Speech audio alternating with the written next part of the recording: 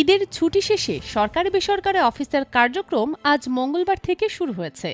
তবে শিক্ষা প্রতিষ্ঠানে এখনও ঈদের ছুটি চলছে। টানা ছুটি শেষে আগামী রবিবার থেকে শ্রেণী কার্যক্রম শুরু হচ্ছে।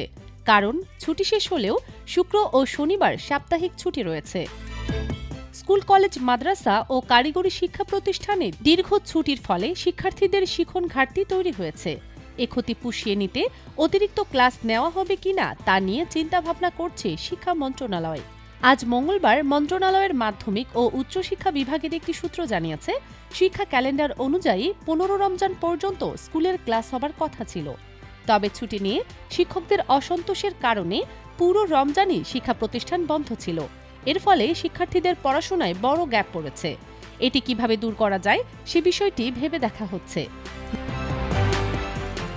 নাম অপ্রকাশিত রাখার শর্তে শিক্ষা মন্ত্রণালয়ের এক কর্মকর্তা দ্য ডেইলি ক্যাম্পাসকে বলেন, রমজানের ছুটি সমন্বয় করা হবে নাকি অতিরিক্ত ক্লাস নিয়ে শিক্ষার্থীদের ক্ষতি পুষিয়ে দেওয়া হবে সে বিষয়ে এখনো কোনো সিদ্ধান্ত হয়নি। তবে 2-1 দিনের মধ্যে এ বিষয়ে শিক্ষামন্ত্রী ঘোষণা দিতে পারেন।